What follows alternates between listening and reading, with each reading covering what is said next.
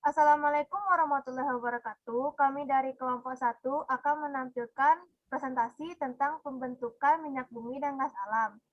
Anggota kelompok kami yaitu yang pertama ada Abdul Qolik, Ainaya Mardalena Isral, dan Ananda Sabrina Pati.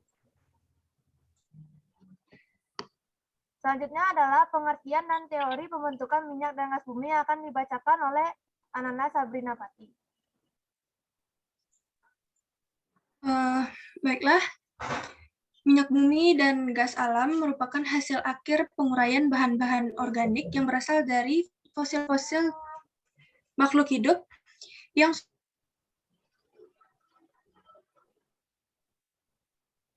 tentang pembentukan minyak dan gas alam. Teori pertama yaitu teori biogenetik atau teori organik, yang mana menurut teori ini, minyak bumi dan gas alam terbentuk dari beraneka ragam binatang dan tumbuhan yang mati dan tertimbun di bawah endapan lumpur. Endapan lumpur ini kemudian akan dihanyutkan oleh arus sungai menuju laut, yang mana pada akhirnya akan mengendap di dasar lautan dalam jangka waktu yang lama, yaitu ribuan hingga jutaan tahun.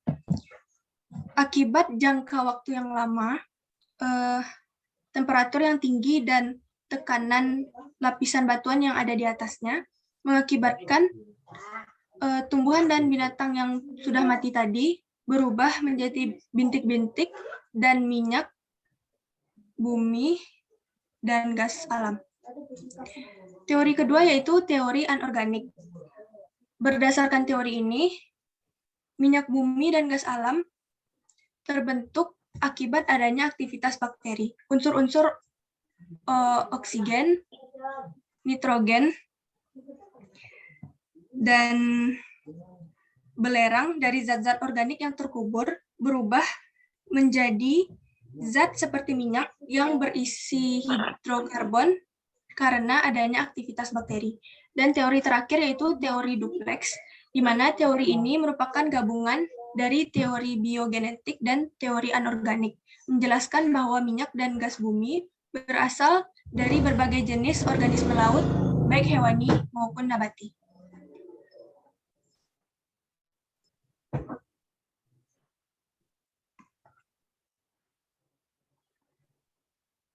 Yang selanjutnya adalah proses pembentukan minyak dan gas alam.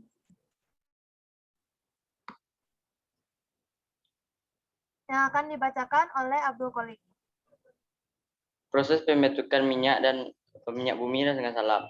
Dari gambar tersebut dapat disimpulkan proses pembentukan minyak bumi dan gas alam adalah minyak bumi terbuat dari jasad-jasad organisme yang berukuran kecil, dan jasad tersebut kemudian akan menumpuk di dasar bumi atau di dasar laut.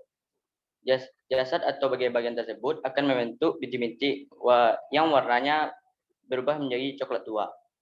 Kemudian tumpukan jasad organisme tadi yang sudah berubah menjadi bintik-bintik akan terkubur atau tertutupi oleh pasir, tanah, dan lumpur di atasnya. Pasir, tanah, dan lumpur akan semakin bertambah sehingga menekankan tumbuhan jasad organisme. Hal ini menyebabkan tumpukan atau lapisan jasad organisme semakin rapat. Dengan bantuan tekanan yang besar di atas suhu yang sangat tinggi dari pusat bumi dalam jangka waktu yang sangat lama, jasad organisme tersebut akan teruraikan oleh bakteri anaerob sehingga berubah menjadi minyak bumi dan gas alam. Pasir, tanah, dan lumpur yang merupakan di atas organisme akan terus bertambah. Bagian bawah dari tumpukan tersebut akan berubah menjadi batuan sedimen berpori. Minyak bumi yang berada di bawah akan tertekan oleh batuan berpori di atasnya. Selanjutnya, minyak bumi akan mengalir melalui pori-pori dari batuan tersebut dan akan berpindah ke bagian atas. Minyak bumi akan terperangkap di bagian tersebut. Minyak bumi yang terperangkap inilah yang dicari manusia untuk dilakukan pengolahan dan pemanfaatan lebih lanjut. Baik, selanjutnya adalah tentang petroleum dan antikimia yang akan dibacakan oleh Ainaya Mardana Isra. Petroleum adalah nama lain dari minyak bumi, yaitu berarti petrus yang artinya batu dan oleum yang artinya minyak. Di dalam lapisan tanah terdapat minyak bumi. Di dalam lapisan yang kedap air tempat pertumbuhan minyak bumi itulah yang dinamakan antiklinal. Terdapat dua lapisan, yaitu lapisan bawah yang terdiri atas air tawar atau air asin, dan lapisan atas yaitu minyak bumi bercampur dengan gas alam. Gas alam berada di lapisan atas karena minyak bumi karena massa jenisnya lebih kecil daripada massa jenis minyak bumi. Jadi, proses pembentukan gas alam akan bersamaan dengan pembentukan minyak bumi.